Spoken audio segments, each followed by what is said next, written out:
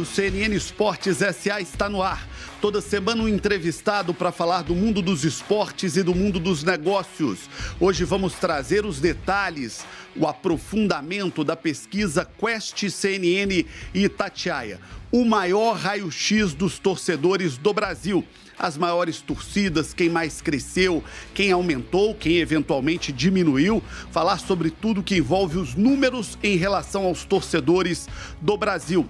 Eu estou recebendo aqui nos estúdios da CNN o professor Felipe Nunes, CEO da Quest, para falar todos os detalhes, trazer todas as nuances dessa grande pesquisa, desse grande raio-x. Seja bem-vindo, professor. Obrigado, prazer estar aqui, João. Obrigado pelo convite. Vamos conhecer um pouquinho mais desse trabalho que já chega em seu segundo ano da Quest, da CNN e da Itatiaia.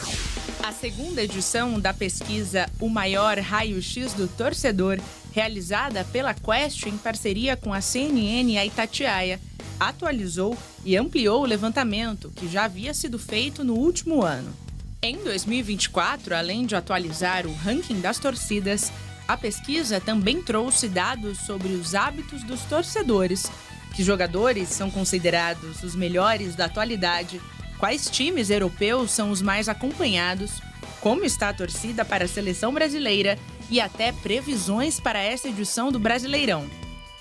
Quais times com a maior torcida do Brasil? As maiores rivalidades? Quais as preferências do torcedor brasileiro na hora de assistir futebol? Essas e outras respostas você vai ter agora. Felipe Nunes, diretor da Quest, consultoria e pesquisa, é o convidado do CNN Esportes SA. Professor Felipe Nunes, prazer recebê-lo. Vamos falar bastante dessa pesquisa Quest, CNN e Itatiaia, com todos os detalhes do torcedor. Já estamos no segundo ano de pesquisa, o que começa a construir uma curva histórica, né? João, primeiro, de novo, obrigado pelo convite, prazer mesmo estar aqui. O futebol é um grande negócio, né, João? Claro que a gente sabe da paixão, do que é a importância do futebol na cultura brasileira, né? Tem várias teses de doutorado na sociologia, na antropologia, estudando o que é o futebol no país. E é muito gratificante poder fazer esse trabalho junto com a CNN e com a Itatiaia, justamente porque a gente está dando luz, claro, ao tamanho das torcidas, desses mercados que estão aí à disposição dos clubes, mas além disso, a possibilidade de, ao longo do tempo, acompanhar a evolução do consumo no futebol, né? De como é que o torcedor é também um consumidor. E esse é um programa para falar de negócios, de futebol e também de torcida. Acho que é o lugar apropriado para isso. Te agradeço pelo convite. Vamos para a primeira página da pesquisa, que é o tamanho das torcidas no Brasil. E é claro que toda pesquisa, desde pesquisa de presidente da República, a pesquisa de síndico de prédio, toda pesquisa causa polêmica. O torcedor acha que seu time é maior, que o rival é menor, que não está certo, que o Corinthians tem mais, que o Flamengo tem menos, que o Palmeiras não tem mais do que o São Paulo, que o São Paulo é que tem mais. Vai gerando a polêmica para todo lado do Brasil. Começamos com o Flamengo com 25%, Corinthians 17%, Palmeiras 10%, São Paulo 9%, Vasco 5%, Atlético 4%, Cruzeiro 4%, Grêmio 4%, Inter 3%, Santos 3%, Bahia 2%, Botafogo 2%, Sport 2%. São os times que mais pontuam na pesquisa Quest, CNN e Itatiaia. Primeira pergunta que eu faço, o senhor como pesquisador, como professor da área, tem absoluta segurança de que esse é o tamanho real das torcidas no Brasil? João, te agradeço por essa pergunta, porque a Quest está acostumada a trabalhar nos cenários políticos, né? Quem está nos assistindo deve conhecer o nosso trabalho lá, e é o segundo ano que a gente faz esse levantamento de torcidas. E no caso de torcida, a gente tem que ter o mesmo cuidado de intenção de voto. Por isso que quando a gente foi desenhar essa amostra, a gente teve dois cuidados. O primeiro é o tamanho dela. Essa é uma amostra robusta o suficiente para nos dar uma margem de erro menor até do que as pesquisas presidenciais, né? Geralmente as pesquisas presidenciais a gente trabalha com 2 pontos de margem de erro. Nesse caso a gente trabalha com 1,5. É o famoso 2 pontos a mais ou 2 pontos a menos que vocês tanto falam quando apresentam as pesquisas. Exatamente. Nesse caso é 1,5. Então é menor. A gente teve esse cuidado de amostragem para isso. O segundo foi de desenhar uma amostra que fosse capaz de ter capilaridade nas cidades.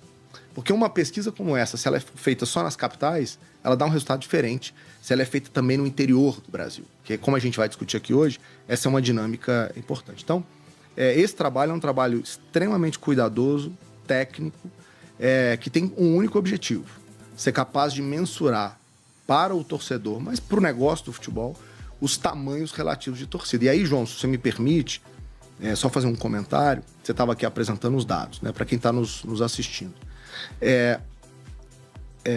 Flamengo e Corinthians se destacam como, de fato, as grandes torcidas brasileiras. Os percentuais 25 e 17 estão fora, muito fora de qualquer margem de erro. Palmeiras e São Paulo, eu diria, você tem Flamengo primeiro, Corinthians em segundo. Então, você está dizendo o seguinte: não há a menor dúvida de que a torcida do Flamengo é a maior do Brasil. E muito maior do que qualquer outra. Não tem margem de erro nisso, não tem perigo.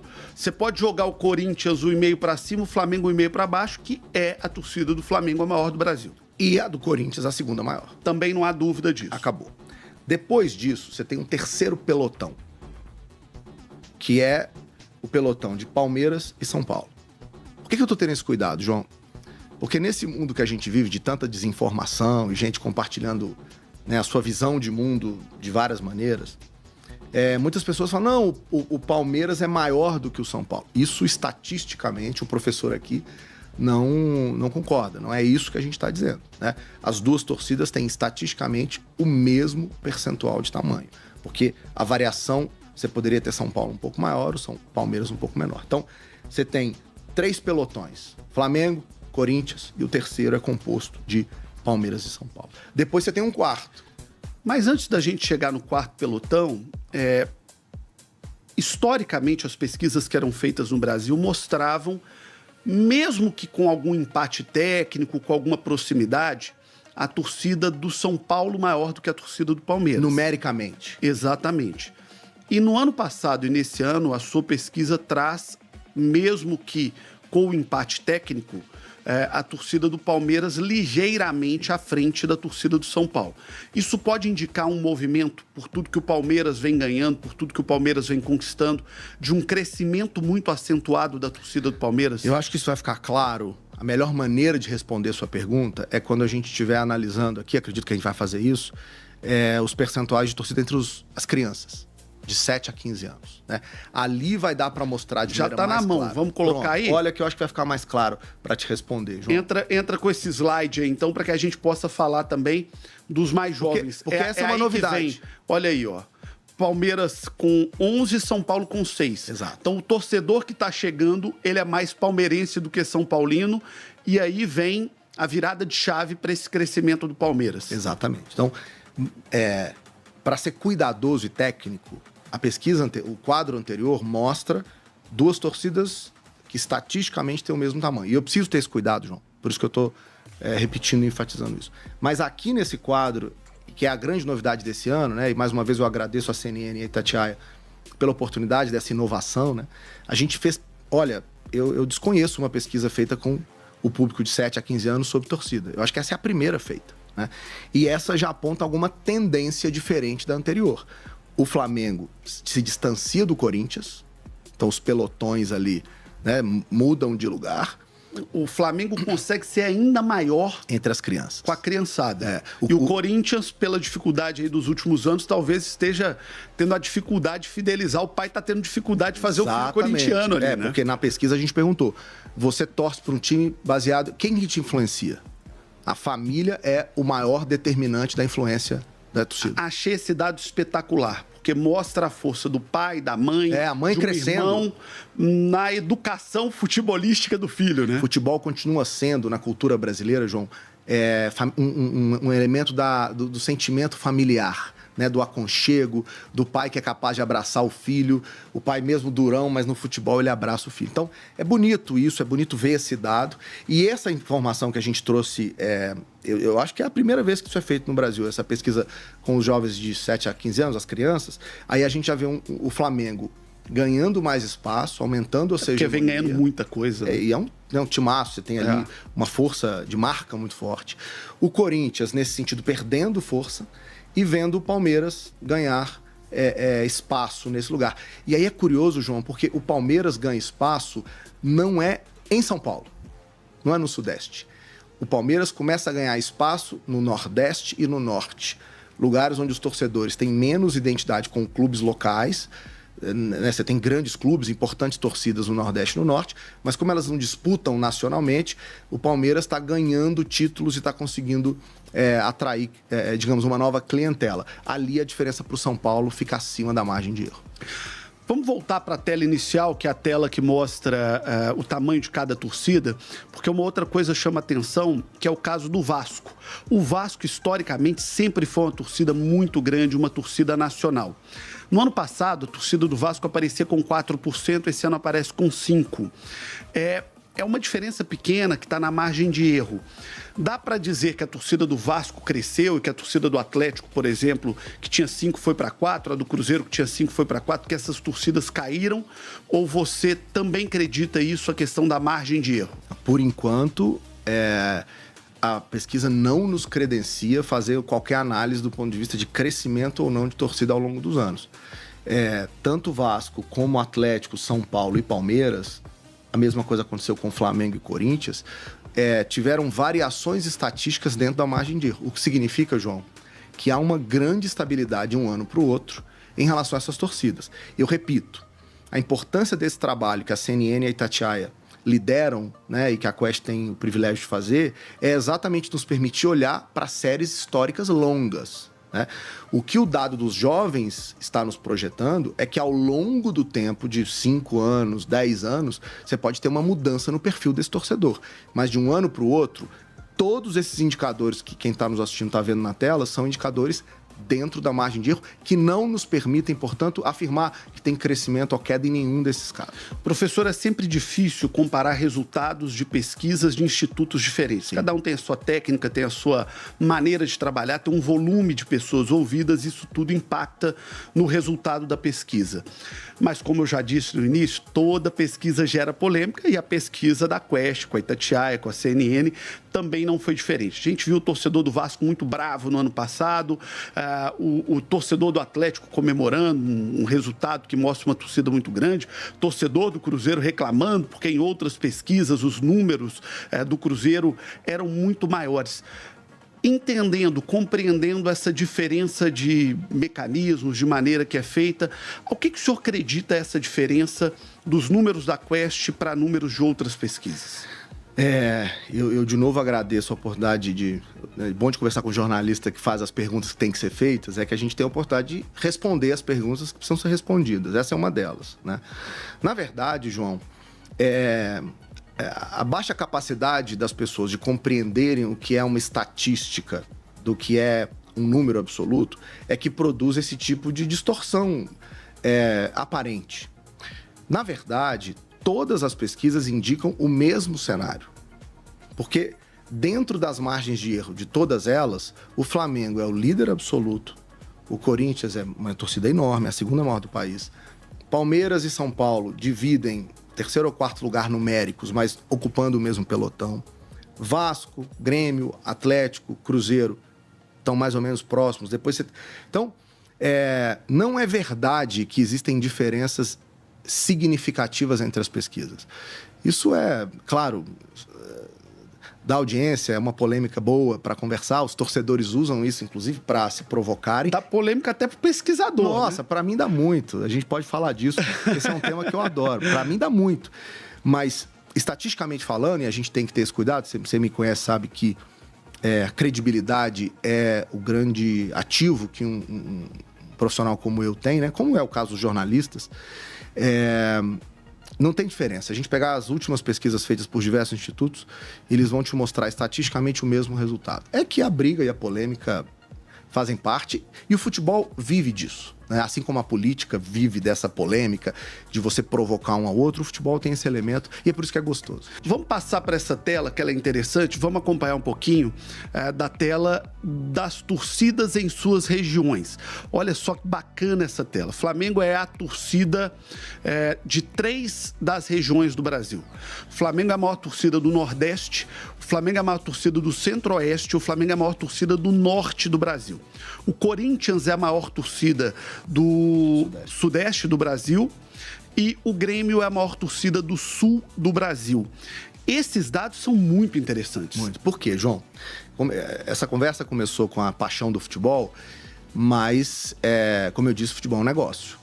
No fundo, o que a gente está vendo é a marca Flamengo conseguindo atingir com as suas conquistas e, claro, com todo o histórico que a gente conhece de divulgação de jogos, a nacionalização que a TV, o papel que a TV tem, né, de construir identidades lá atrás. No rádio, inclusive, né? A Rádio Nacional, que era sediada no Rio de Janeiro, que era a capital do Brasil, que levava para o Brasil inteiro os jogos do Flamengo. Os jogos do futebol do Rio de Janeiro. Exato. Era muito comum que o torcedor de Minas, por exemplo, tivesse um time em Minas e um outro time no Rio. O torcedor de São Paulo tivesse um time em São Paulo e torcesse para o Botafogo do Garrincha. Era muito comum isso, né? E esse é outro detalhe. Eu sei que a gente está falando do tamanho das torcidas nas regiões, João, mas só para pegar esse gancho, é bastante impressionante como hoje, se a gente compara os mais velhos e os mais jovens, torcedores, o torcedor mais jovem brasileiro não tem 2 times. O segundo time dos jovens, sabe onde é que tá, João? Na Europa. Na Europa, exatamente. Ou seja, isso que você está contando, que é o cara torcer pro Grêmio e pro Fluminense, a moça que torce pro Bahia e pro Flamengo, né?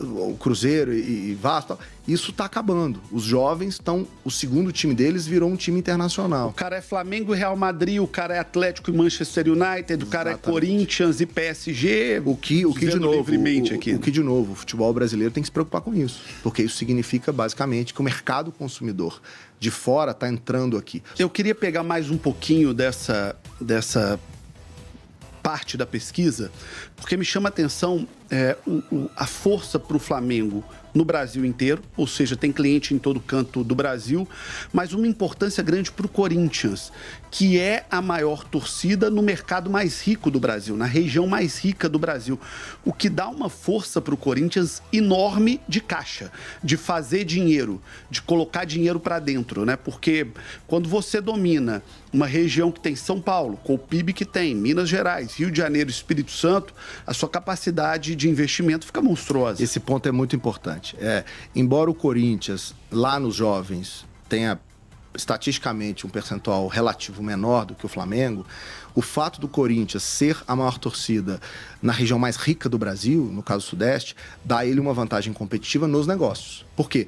O torcedor do Flamengo lá do Norte pode não necessariamente estar consumindo a mesma quantidade de produtos financeiramente falando do que acontece com o Corinthians aqui. Inclusive a presença em estádio. Claro. Que é muito importante. É muito mais difícil um cara sair de Manaus para El Maracanã do que o cara sair, por exemplo, do Rio de Janeiro ou de Minas ou do Espírito Santo para ir na Arena Neoquímica do Corinthians. Ou do sul de Minas, vamos, né, para chegar um pouco mais longe, assim, mas é perto, né, nesse sentido. Então, a vantagem numérica que o Flamengo tem, ela é, em certa medida, compensada pela vantagem econômica que o torcedor corintiano dá ao time por estar, como você muito bem disse, no mercado mais forte do país. Isso, inclusive, é traduzido até pelos dados trazidos aqui pelos presidentes. Nós recebemos aqui no CNN Esportes S.A.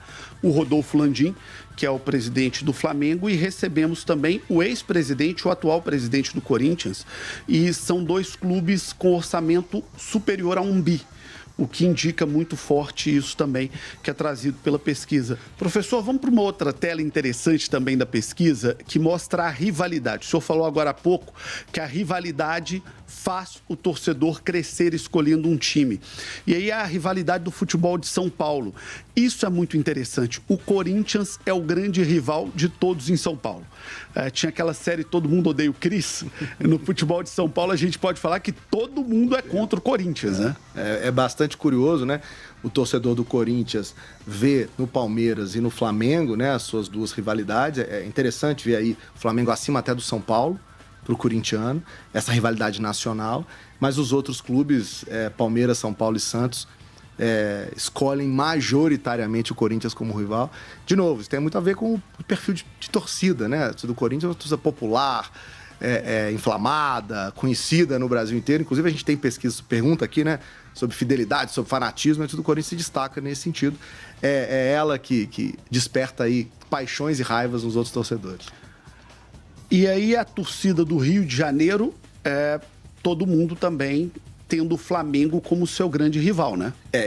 O Rio é curioso, porque o padrão quando a gente pergunta pro flamenguista, quem é o seu principal rival? 30% dos torcedores do Flamengo diz Vasco. Mas 21 já dizem Palmeiras, 14 Corinthians, 13 Fluminense. Então, o Flamengo, até pela sua dimensão nacional, tem rivalidades. Mas aí não entra um pouquinho também ali do deboche, do torcedor do Flamengo falar assim, o Vasco já ficou para trás, meu rival hoje é outro. Não entra um pouquinho da rivalidade prática nisso também, não? Claro. E a gente vai acompanhar isso ao longo do tempo, porque quanto mais pesquisa a gente fizer, e quanto mais esse padrão se mantiver, talvez a rivalidade diminuir ao longo do tempo, a gente vai confirmando esse padrão. O interessante, João, é que se o flamenguista olha pro Vasco como um possível rival, o vascaíno já olha diferente, né? O vascaíno, pelo número que tá aí na tela, meu rival é o Flamengo. 91% dos vascaínos dizem a rivalidade é com o Flamengo. Que é, desses grandes casos aí, a mais destacada. A mais destacada, é o clube, é o torcedor que no Brasil inteiro mais odeia o Flamengo. Eu tenho muitos amigos flamenguistas que nesse momento diriam assim, mas também, né, a gente ganha tudo, o Vasco ganha nada. Então, desperta ali grandes raivas, né? Mas a torcida do Vasco é uma torcida importante, nacional, e como você pode ver, mesmo fora do Rio de Janeiro, porque 91% o Vasco está presente no país todo, mesmo fora do Rio de Janeiro, olha para o Flamengo como rival. Vamos passar em outras duas grandes rivalidades regionais do futebol brasileiro. Vamos passar primeiro pelo futebol de Minas Gerais, a rivalidade de Atlético e Cruzeiro. Para o torcedor do Cruzeiro, 77% destacam o Atlético como seu grande rival e 3% o América Mineiro. Para o torcedor do Atlético, você tem ali 61% dizendo o Cruzeiro como seu grande rival, mas 6% destacando o Flamengo. E aí, para mim, uma curiosidade, que 6% destacando o Palmeiras. Porque sempre a rivalidade do atleticano fora de Minas era com o Flamengo.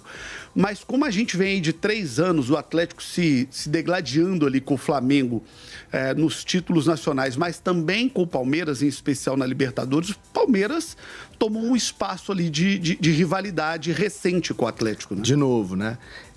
Se a identidade do torcedor ela é fixa no tempo, ela é mais difícil mudar essa identidade, como a gente mostrou, né? Se ela vem do berço, João, é mais difícil mudar a identidade do torcedor, isso vai demorar mais tempo.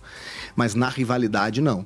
Você vê como é importante você ter campeonatos que estimulem não só essa rivalidade local, no caso de Atlético e Cruzeiro é bastante evidente, eles, né, são rivais ali dentro, principalmente dentro de Minas Gerais, mas essa projeção de Atlético contra Flamengo, historicamente, e do Atlético com o Palmeiras, recentemente, projetam já rivalidades que, de novo, geram audiência, geram negócios, movimentam. Imagina, quando a gente está falando de uma rivalidade só dentro de Minas, você tem uma economia menor. Agora, quando você fala de Atlético e Flamengo, quando você fala de Atlético e Palmeiras, você está movimentando um número cada vez maior. Então, esse número eu acho que chama atenção para isso. A importância da competitividade nacional e de fomentar nos clubes, nos torcedores, essa que é a rivalidade positiva, né? Que é olhar para o outro como adversário, um bom adversário, um adversário que você quer ganhar de qualquer jeito, não como inimigo, né? Que eu acho que é o que a gente não está também incentivando aqui. Mas essa eu acho que é uma rivalidade bastante interessante.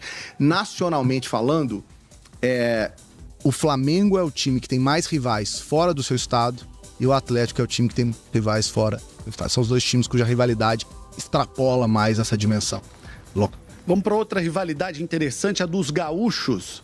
O Rio Grande do Sul, que tem aquela víscera, né? Aquela paixão de colorados e gremistas e que se enfrentam muito e que tem grandes torcidas e grandes paixões também. O torcedor do Grêmio só enxerga o Inter, né? É igual o vascaíno com o Flamengo. Olha, eu acho que, olhando para essas 3 telas que a gente está analisando, eu vou arriscar fazer aqui fazer uma afirmação um pouco mais peremptória, que eu acho que a maior rivalidade do Brasil é Grêmio Internacional. Eu diria isso pelo meu sentimento de jornalista esportivo, cobrindo futebol há muito tempo, né? Indo a estádios e cobrindo há muito tempo. Eu acho que não tem clássico no Brasil com tamanha intensidade como o Grenal. Eu acho que os números dão sustentação a essa impressão que você tem. Porque, claro, Vasco e Flamengo são muito grandes, mas como as torcidas estão dispersas no território, né? Aqui o Atlético e o Cruzeiro é uma rivalidade grande, mas o Atlético já vê o Flamengo e o Palmeiras como adversários, né? O Fluminense já olha para o Vascaíno, o Corinthians é rival de vários. Agora, o que esse número revela é que o torcedor do Grêmio, o torcedor do Inter, no dia de um Grenal, ele se envolve de uma maneira diferente. E é bonito ver, né? O Rio Grande do Sul, que está passando aí por um momento tão triste, né? Uma tragédia que a gente torce para que seja resolvida, que as pessoas possam voltar à normalidade de suas vidas. O que eu acho que vai ser difícil também, né? É um baita desafio. O futebol está vivendo isso. Mas dá para ver como eles são apaixonados por esses dois clubes. Me emociona muito, João, ver na cobertura jornalística dessa tragédia como a bandeira do Inter e do Grêmio tem aparecido em vários momentos nessa cobertura para mostrar como as pessoas são realmente apaixonadas. Tem uma cena linda dessa semana, queria até pedir a nossa produção para colocar no ar, que é de uma camisa do Grêmio sendo lavada e a lama vai saindo da camisa do Grêmio e a camisa do Grêmio, com as suas cores restituídas. Essa imagem que está aí na tela, ela é linda e eu acho Emociona que ela simboliza a gente, né? muito isso. E mais uma vez, enviamos aqui nossa energia positiva, as nossas orações para o povo do Rio Grande do Sul, para que supere esse momento. Vamos para a CNN Itatiaia Quest sobre o futebol brasileiro, números que mexeram com o futebol do Brasil nas últimas 2 semanas. Professor Felipe Nunes, essa parte da pesquisa me chama a atenção. Abel Ferreira é o queridinho das torcidas no Brasil. De cada 4 torcedores do Brasil, pelo menos um quer o Abel Ferreira como técnico do seu time. Ô, João, vamos lembrar só o seguinte, né? A torcida do Palmeiras, estimada nessa pesquisa, é em torno de 10%. Significa que esses votos não são só dos torcedores palmeirenses, né? E mais do que isso, o técnico, quando ele é querido pela sua torcida, para ele já é uma grande vitória. Já é bom demais, né? Porque o técnico normalmente é xingado pela sua torcida. Aqui dá para ver esse técnico tão vitorioso, né? Que tem feito trabalhos realmente que encantam o país. O Palmeiras tem jogado um futebol nos últimos anos espetacular. Vitórias épicas, a revelação de grandes jogadores. Acho que esse é o trabalho daquilo que se fala muito no futebol, que é a continuidade, o planejamento. Ele que é apontado aí como o melhor treinador. Eu diria, todo clube brasileiro, todo torcedor brasileiro gostaria de ter o Abel lá, segundo o Tite, que estava na seleção há pouco tempo. Mas isso me chamou a atenção. O Tite, ex-técnico da seleção, é muito citado, mas ninguém cita o atual técnico da seleção brasileira. Talvez o torcedor do Brasil ainda não assimile o atual técnico da seleção com a seleção. O Dorival a gente fez essa pergunta, claro, porque a seleção brasileira é um dos interesses desse estudo, ele tem a confiança do país. Os brasileiros acham que o Dorival é um bom técnico, né? Acredito que torcem para que ele dê bons resultados, embora, João, tenha caído do ano passado para cá. A confiança na seleção. A confiança na seleção. Isso me chamou a atenção. E caiu a expectativa de que o Brasil vai ser hexa. Ou seja, o brasileiro não está tão otimista assim com esse time. Ou seja, o Dorival tem ainda trabalho a mostrar. Nacionalmente, ele não aparece ali como uma relevância. Você vai ver que o Tite está em segundo, o Renato Gaúcho em terceiro, e aí Fernando Diniz, Rogério Ceni, o Antônio Oliveira e o Gabriel Milito aparecem com 1%. Ô, professor, vocês usam muito um termo nas pesquisas eleitorais, vocês falam do recall. Né, que é a lembrança daquilo que já passou. Você acha que o caso do Tite pode ser um recall de um técnico que veio de 2 ciclos de Copa do Mundo na seleção? Um pedaço sim, mas eu acho que é mais do que isso. O Tite é um treinador que há bastante tempo trabalha em grandes clubes. Se você pegar a história do Tite, ele trabalhou praticamente só nos maiores clubes brasileiros, né? Para lembrar, agora no Flamengo, antes no Corinthians. As 2 maiores torcidas. E fez bom, né? No Flamengo ele ainda campeão do mundo, campeão do mundo e tal. No Flamengo ele ainda tá de novo num começo de trabalho. A torcida do Flamengo acho que não tá aí 100% animada com ele, embora os resultados recentes do Flamengo tenham melhorado. Mas é um treinador vencedor em torcidas muito grandes. Eu acho que isso ajuda a entender, embora, de novo, a visibilidade mundial que um técnico da seleção tem acaba ajudando um pouco. Me chama a atenção também o Gabriel Milito nessa lista para mostrar a força e a instantaneidade do futebol, né? O Milito acabou de chegar no futebol brasileiro, mas já aparece ali com 1% para mostrar a força de como as marcas são criadas no futebol. O futebol chega muito forte em todo mundo. Forte. E a importância da gente manter série histórica. Por quê? Porque o grande desafio, João, numa pesquisa como essa, pensando no negócio futebol, não é aparecer ali. É se manter ali. Verdade. Esse é o grande desafio, né? E quando a gente vê o Abel nas 2 rodadas pontuando como o melhor treinador, aí você entende a diferença de alguém que está sendo lembrado, né, para responder a sua pergunta anterior do recall, por um treinador que tem uma entrega consistente. Nessa também de série histórica e de quem aparece, tem um outro rapaz também que começa a encantar o torcedor brasileiro, que é o jovem Endrick, que aparece como o melhor jogador atuando no Brasil para o torcedor brasileiro. Porque todos os outros ali são craques que já vêm brilhando há algum tempo. Arrascaeta, Gabigol, Pedro, Hulk.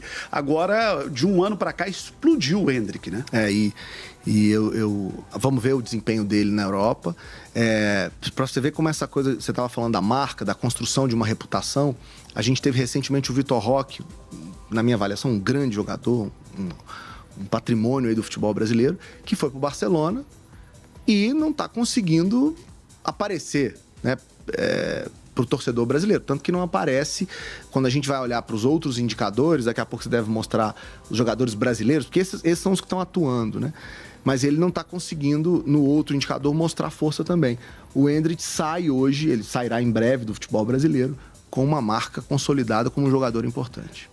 Entra aí um pouquinho também da torcida do brasileiro para o surgimento de novos ídolos, uma esperança que esse Endrick carrega de ser o cara daqui para frente? E olha que interessante, João, se a gente pega esse resultado, o Hulk é um jogador que jogou Copa do Mundo, né, mas já está, na parte final da sua carreira, né?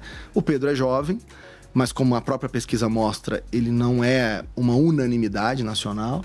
O Gabigol já vem há algum tempo jogando, digamos, já foi para a Europa, voltou, teve grandes desempenhos. O Arrascaeta nem brasileiro é. A esperança do país está nessa nova juventude que clubes como o Palmeiras têm conseguido revelar, né?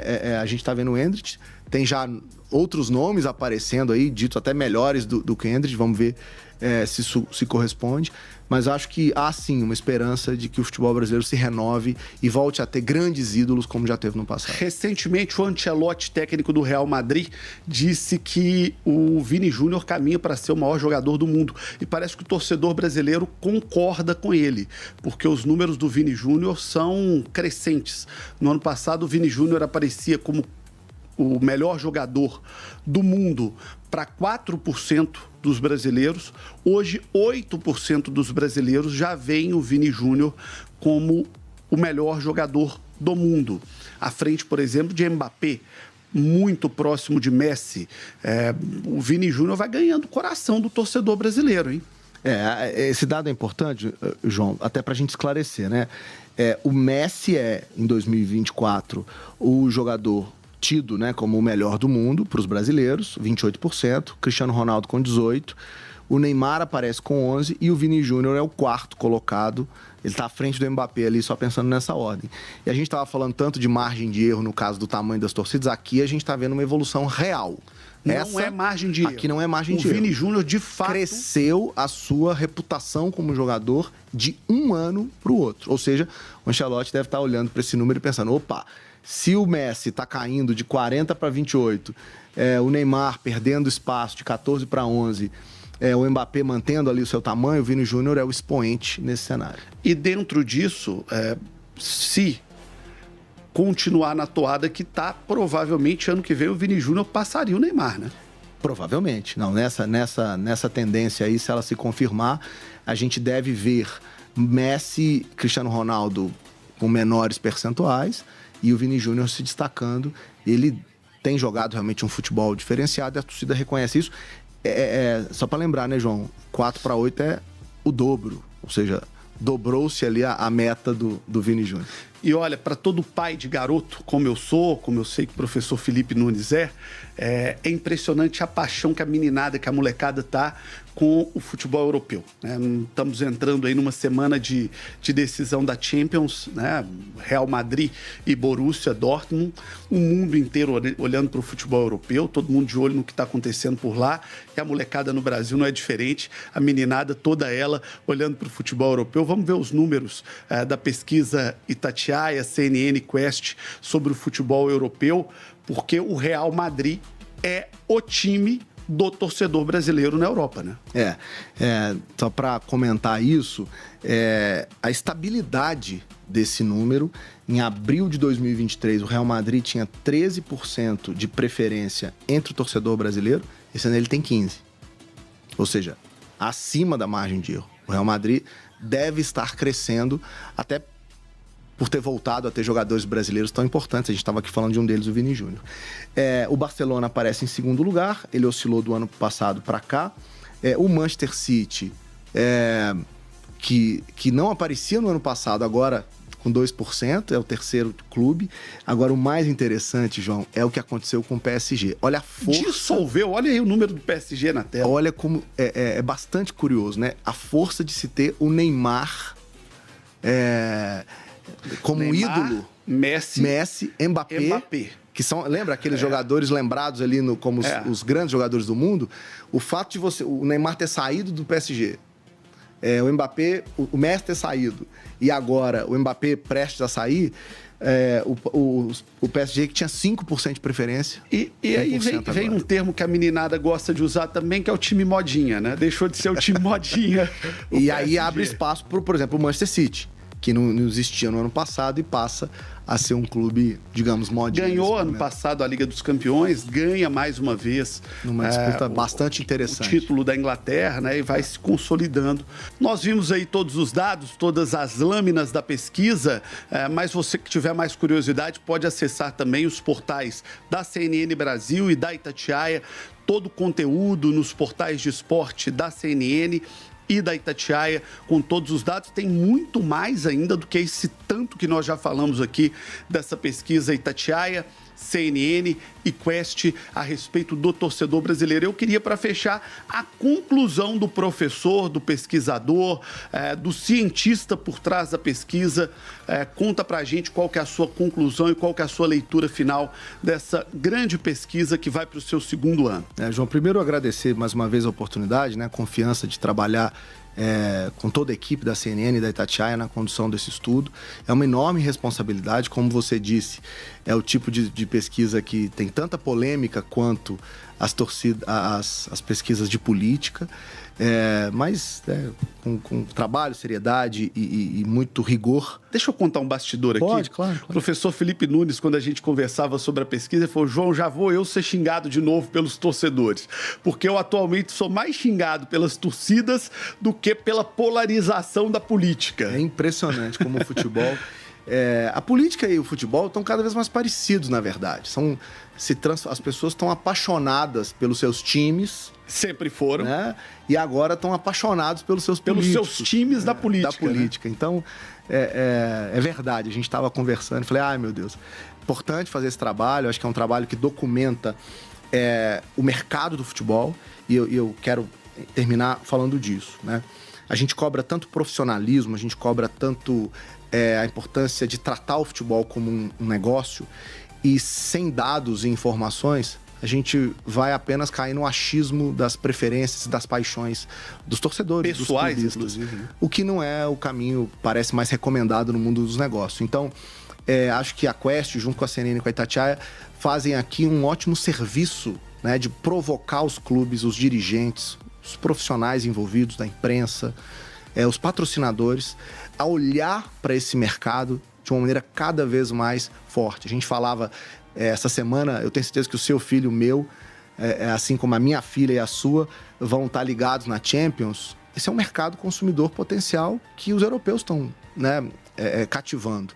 Nós temos que levar a sério a importância do futebol na cultura e na economia brasileira. E eu acho que essa é uma pesquisa que ajuda a dar exatamente o tom certo de uma conversa desapaixonada, séria, sóbria, sobre o que nos espera.